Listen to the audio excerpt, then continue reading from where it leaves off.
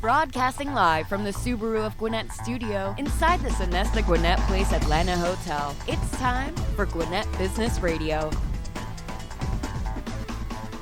Is it time for Gwinnett Business Radio? It's time for Gwinnett Business Radio. It's also time for baseball season. That's what I was Mike. told. You're ready for some baseball. Opening night tonight, Braves and Red Sox tomorrow. I can't wait. It is Mike. It is Steven. It is Gwinnett Business Radio. We're broadcasting live from the Subaru of Gwinnett studio here in the beautiful Sonesta Gwinnett Place Atlanta Hotel. And we are here to talk business like we do every Thursday morning at 10 o'clock. Amen, brother. And we've got some business leaders here in the studio. Paul O. is joining us from the Gwinnett Chamber of Commerce. And Dean Collins is here. He's the founder and president of Access Companies. And we are ready to talk with both of them. Let's get going. What are we going to talk about, Mike? We're going to talk about the chamber, and this is not happenstance that you guys, Paul and Dean, are here together. There's actually a relationship. Before we go into that, Paul, give us the view from 10,000 feet, what the Gwinnett Chamber is all about, and what you do. Because when people think about the Gwinnett Chamber, they think, okay, businesses join, we all get to network and know each other. That's the purpose of a chamber. But there's a lot more that the chamber does a lot of folks are not aware of. So talk about your role and what the chamber is doing that folks are not really aware of. Sure. And I'll start by saying the Chamber recently changed our mission statement, and it's really easy. Anyone can remember it. It's the mission of the Gwinnett Chamber is a champion business. That's it. The previous mission statement was probably a couple sentences, and even our vision statement was pretty long, and so we revamped that to make it more easier to remember. That's a great 10,000-foot view. I like that. But champion business means anything from providing resources for businesses to grow and expand. We want to bring jobs and create jobs in Gwinnett. We want companies to expand in Gwinnett.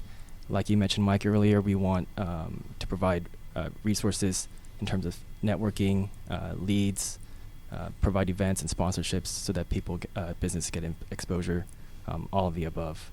But you're the manager of public policy and community affairs. So what are you doing on a day-to-day basis? Right. So they hired me as manager of public policy and community affairs in February.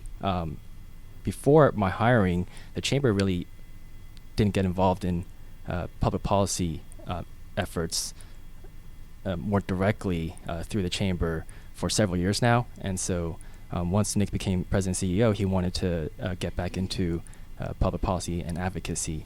And so he asked me to come on board. And so what that looks like is a lot more relationship building with our elected officials at the state level, at the county level, even federal level, even our municipalities. So I'll be working directly with them, letting them know and sharing them information about what the business community thinks and feels, what helps them, what hurts them, all of that.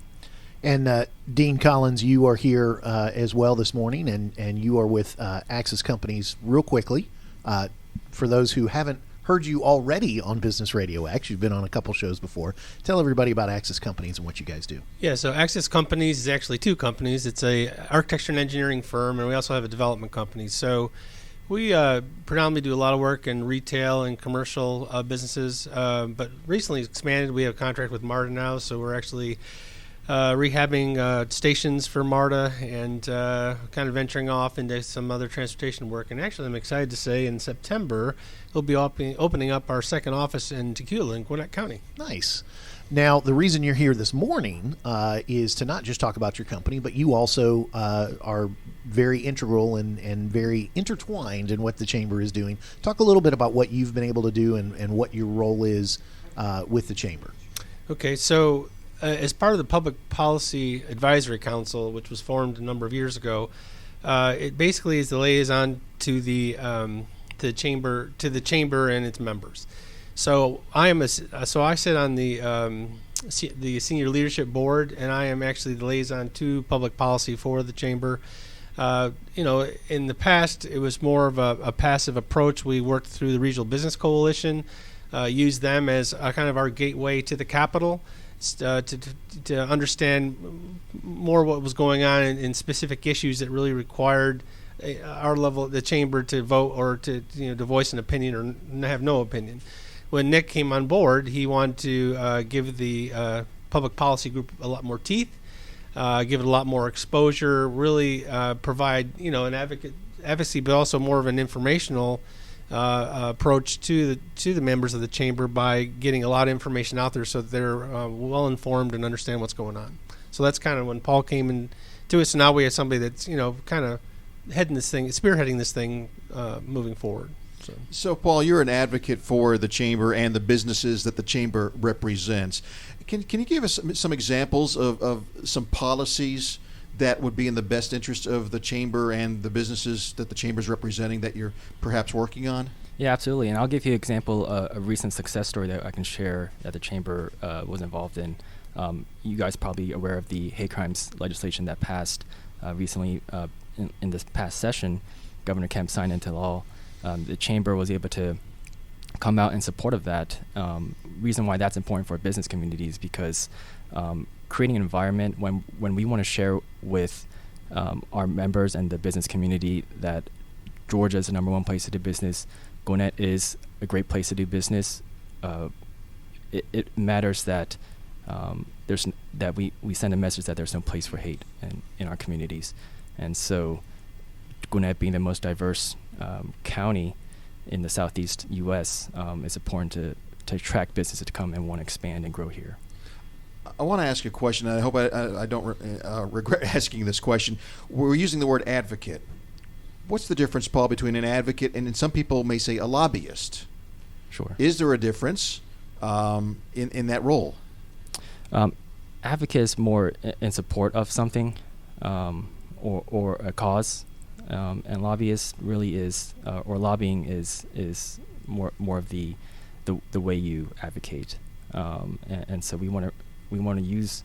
So I'm not really a registered lobbyist with the chamber, but a lot of the work I do could fall under the category of lobbying when it comes to reaching out to our elected officials and asking them, would you consider please supporting or urging support in passage or to vote no against certain legislations. And so to kind of jump on that and then ask it a different question a different way, the term lobbyist came because you think back to days in Congress, there were people who would literally stand in the lobby and they would try to catch politicians as they're walking in or walking out and kind of get their ear as they're going from place to place. That's where the term comes from. So I was going to ask you, when it comes to being an advocate, what are some of the exact things that you do? I'm sure there are emails. I'm sure there are calls. I'm sure even as we go through the COVID crisis, there will be some face-to-faces. So is it all conversation? Is there some supporting where you're adding documentation to support what you're advocating for? Talk about some of the very specific things that you are called to do as an advocate. Sure, and a lot of that comes down to even doing some of the research on a lot of the issue areas, finding out why certain legislation is important. Why should we even bother speaking out for or against a certain cause? And that's where I come in. A lot of our Public Policy Advisory Council members are business owners themselves. They've got their day job, and so they don't have the time to find out the details on X, Y, and Z.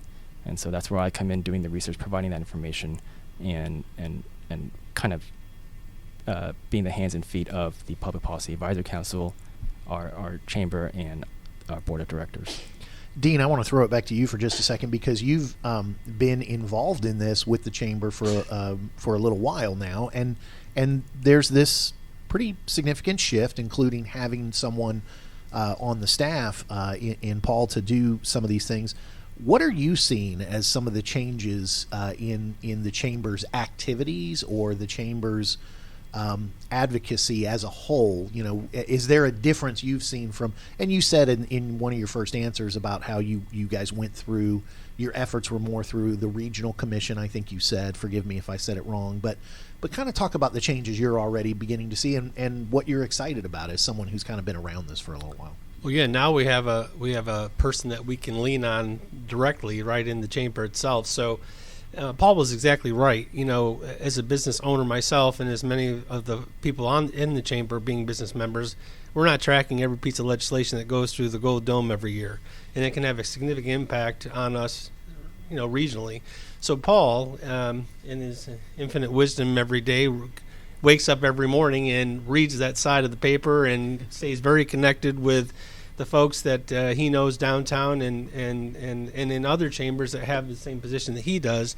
And, there'll be legislation, like he'll send me an email and say, House Bill 425, I just made that up, I don't even know if it really exists, but hey, House Bill 425 says this, what do you think about this? Or he actually sent me one the other day is, hey, what do you think about this House Bill 675? So, I don't really know a lot, but can you give me some information? And before, I'd have to go research it myself. Paul already has. He's already done the research. He knows what it's about.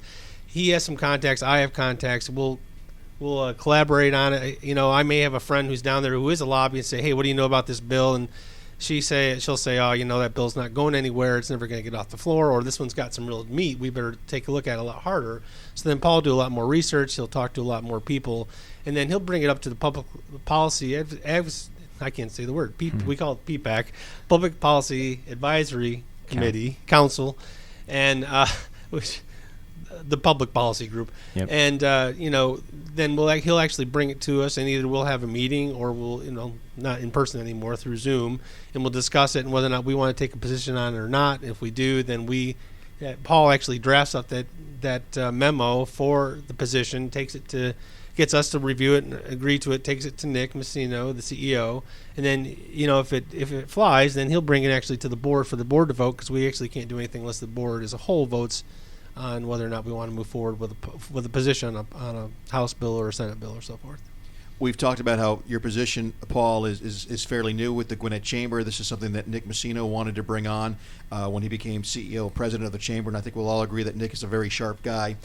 Is this done with any other chambers? Do we know other chambers that have this position?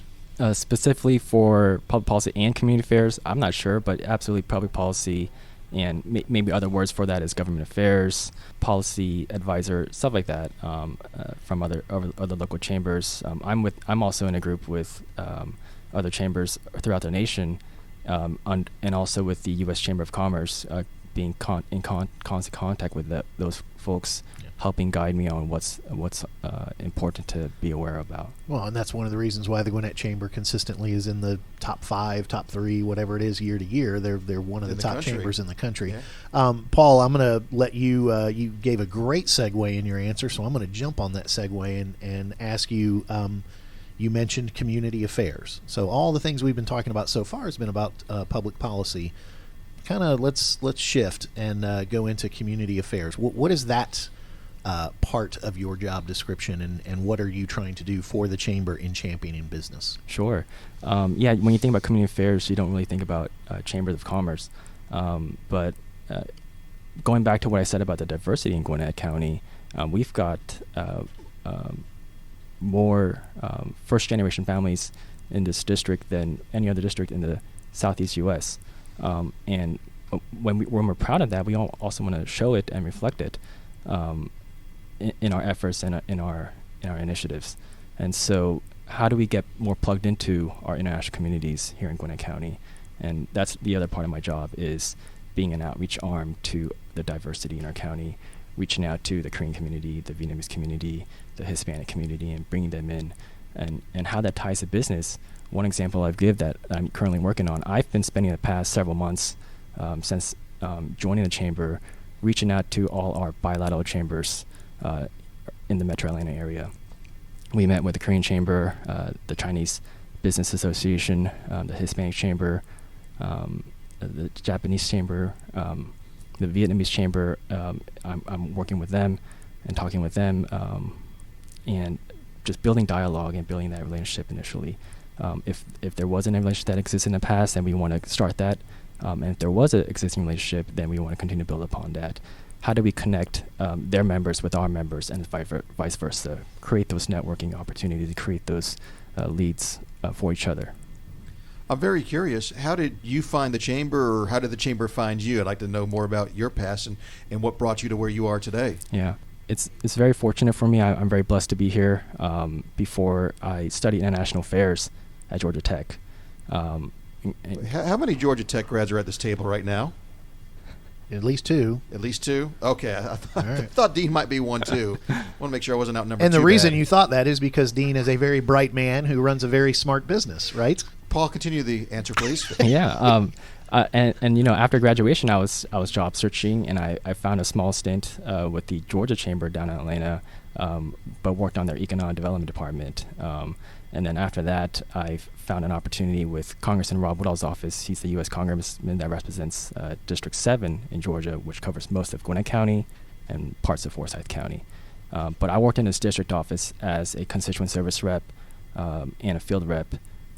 So I would help constituents with constituents grappling with red tape in the federal government, whether it's trying to get your tax return, filing for a green card, having your relatives overseas come and visit on a visitor's visa, anything that has to do with a federal issue. That was my job, to help our constituents navigate through the red tape in federal government, and also be a field rep for Congressman Rob Woodall. So when he's in D.C. Working on legislation, I'm down here going into the community and being a representative on his behalf. And so through that, I actually got to know Nick Messina when he was Vice President of Partnership Gwinnett, or Vice President of Economic Development and Partnership Gwinnett. And throughout those years, we would bump into each other a lot. And once he became CEO, because of that relationship, he's asked me to come on board and serve with him through the chamber. Mike, I love, we've done so many of these interviews, and there are times where the path they take, it's wow, how'd you end up there? And I don't even know, and this thing so here's someone who studied international affairs and public policy at Georgia Tech, was involved in politics with a national politician, was involved with chambers before. You kind of set the table for all this and kind of walked into a very unique situation for yourself. By the way, Dean, I don't want to be remiss. Would you like to give a quick shout out to any alma mater you would like?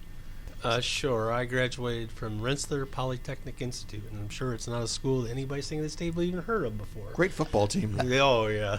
I love it. Rensselaer Polytech. Way to go. Where is that? That is in Troy, New York. I love it. It is a small engineering school, 3,000, 4,000 people. Their heyday, and still is their heyday, they're big with NASA. What's the mascot? Do they have it? Oh, they have it. You don't want to know the mascot. Okay, all right, cool. We won't. Okay, I'll tell you. It's the engineer.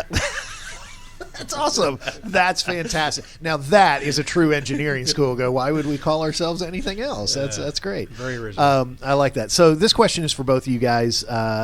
You guys, we'll get the nice uncomfortable look in the studio. Do you want to answer it first, or do you want me to answer it first? So we've kind of talked about the creation of all this and the next step that the chamber's taking.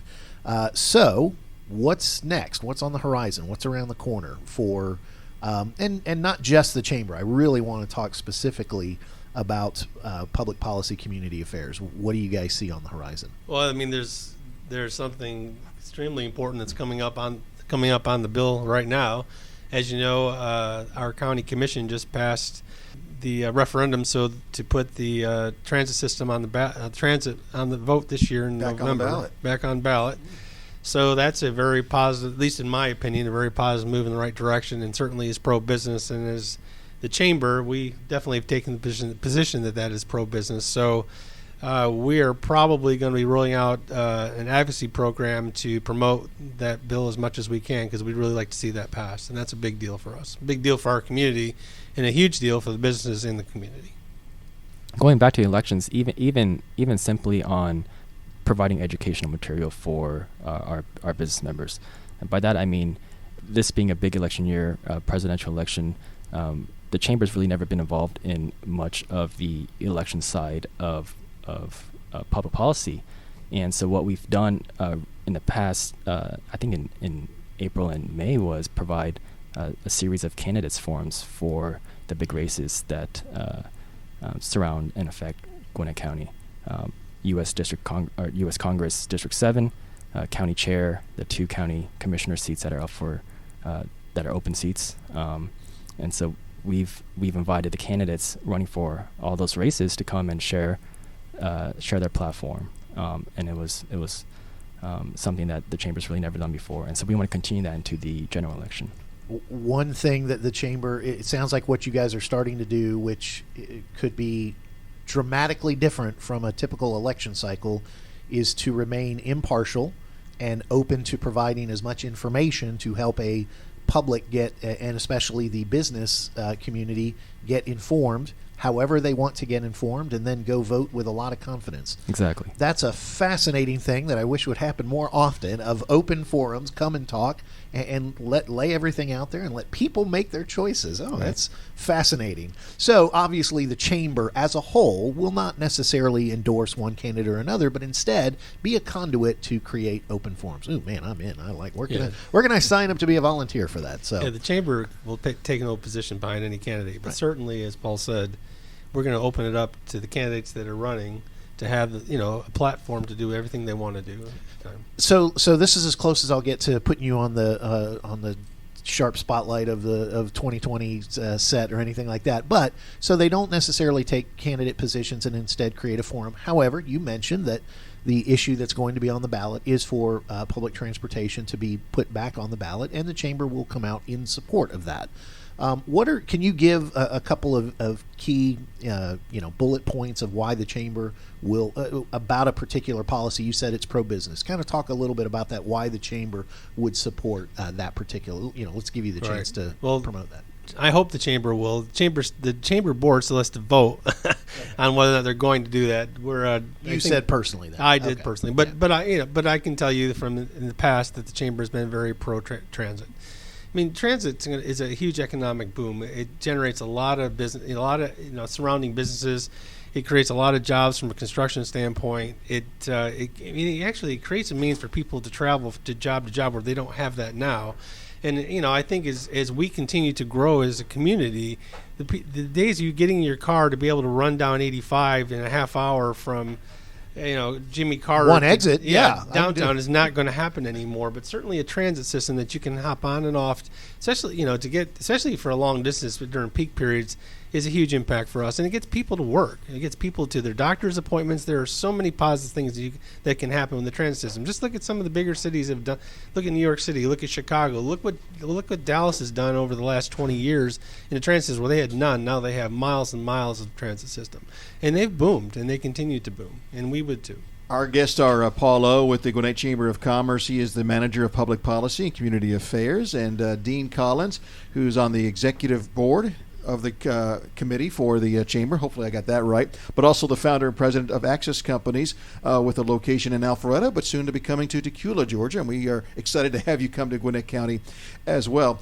I'm curious, Paul, how you get your marching orders when when you're told, I want you to advocate for this or not advocate for that. Does that come from the board? Does that come from the president and the CEO of the chamber? Who kind of gives you your marching orders? Yeah, it's really our members, and yeah, it could be a board member, it could be Nick, it could be Dean, or it could be one of our public policy advisory council members. Can it be just a member of the chamber that wants to be heard? Absolutely. How does that process happen? How do they get their voice to you? Right, and so you bring your ideas to me, and that's what the public policy advisory council is for. We're here to find out what are the pros and cons before we bring it to the board for a decision. So absolutely, we want our members who are interested in public policy, or if there's a concern that they have that affects their business in regards to legislation locally or nationally, come to us. You can talk to me, you can talk to Dean, even go to Nick. Because again, if I have this right, you're actually representing the 2,500 businesses that are members of the Gwinnett Chamber. Mm-hmm.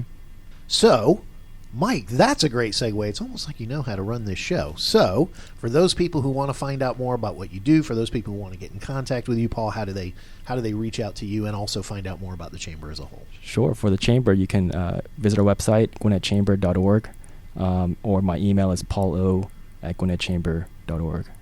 And O is OH. OH. Right. The H is silent.